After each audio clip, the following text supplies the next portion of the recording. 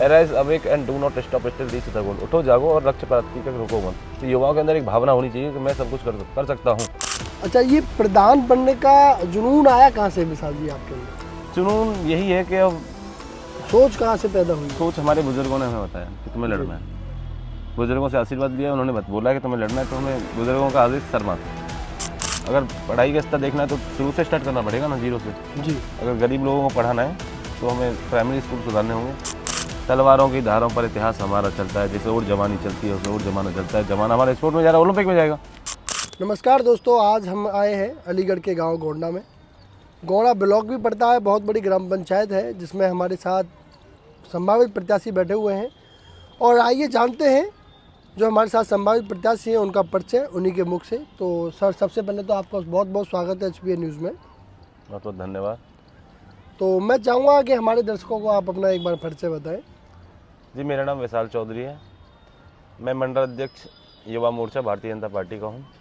रहने वाला निवासी नगला दरबार का हूँ, यहीं का। तो ये कौन सा नगला पड़ता है या पूरा गांव पड़ता है? ग्राम पंचायत गोंडा लगता ये है? ग्राम पंचायत नगला दरबार है, गोंडा पंचायत अलग है।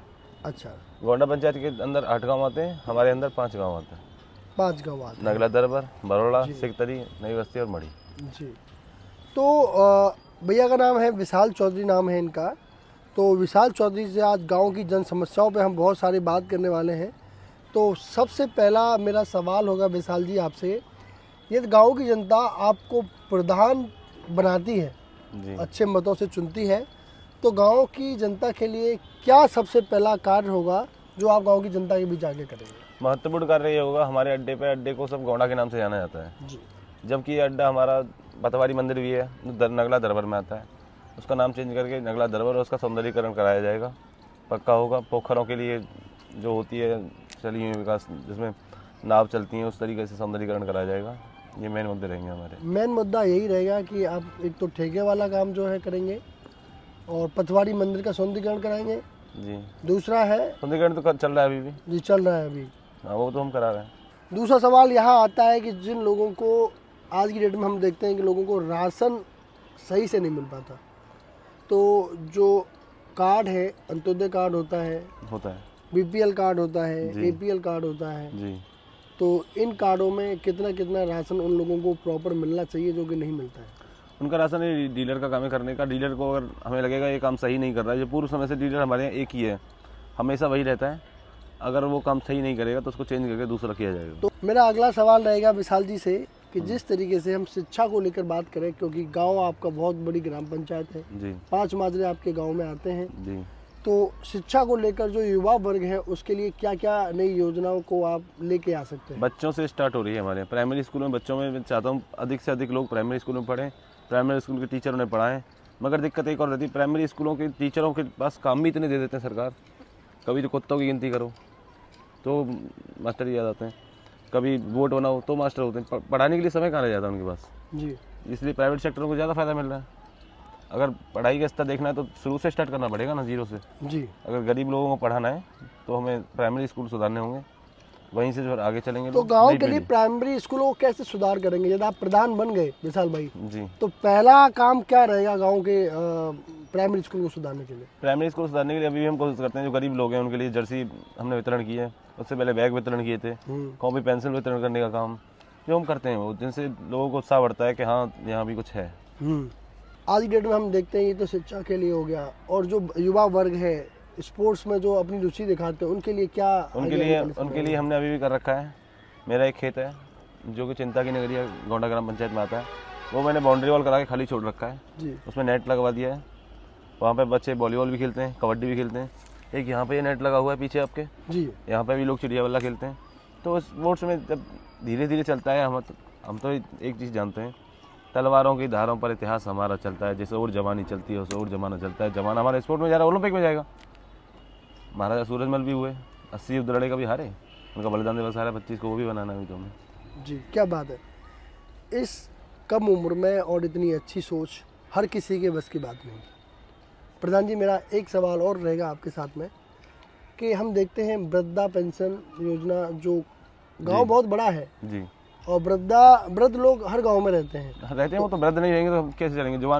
हमें युवाओं को सिखाएगा कौन? हाँ। अब हम हुक्का पे उनके साथ बैठते हैं कभी कभी, तो हमें ज्ञान मिलता है उनके जीवन का पूरा। हाँ। और जो रियल में जो पात्र हैं, बुजुर्ग हैं, उनको पेंशन दी जाएगी, बिल्कुल पहुँचाया जाएगा घर घर।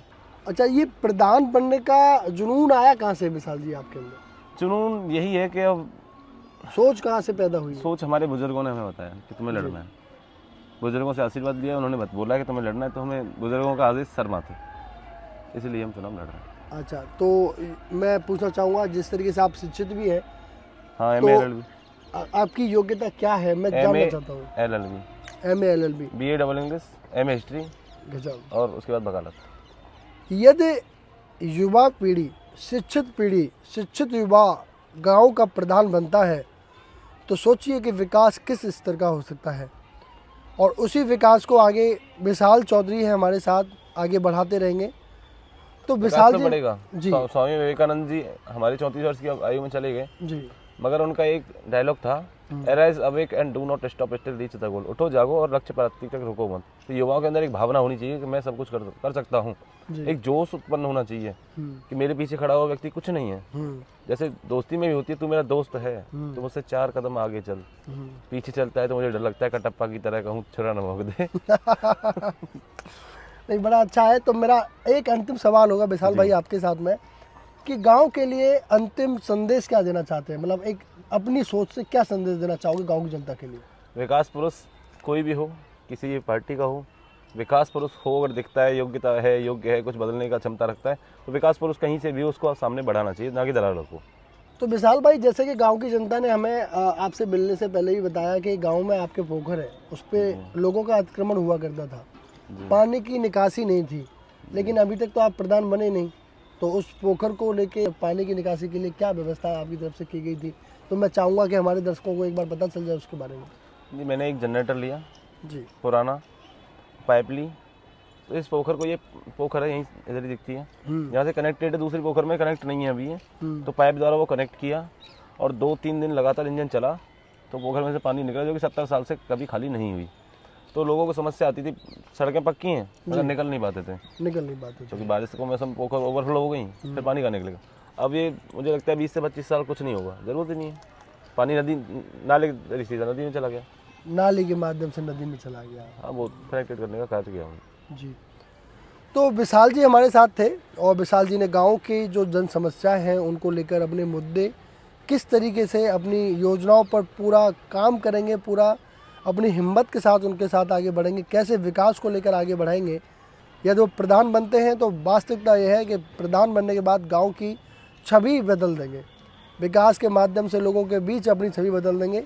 और इसी तरह आगे भी मैं विशाल भाई से मिलूँगा और आपको रूबरू कराता रहूँगा कि यदि प्रधान विशाल भाई बनते हैं तो क्या क्या इन्होंने योजना का फ़ायदा लोगों को दिया है। बने रहिए मेरे साथ। मैं HB न्यूज़ से जयवीर चौधरी, धन्यवाद।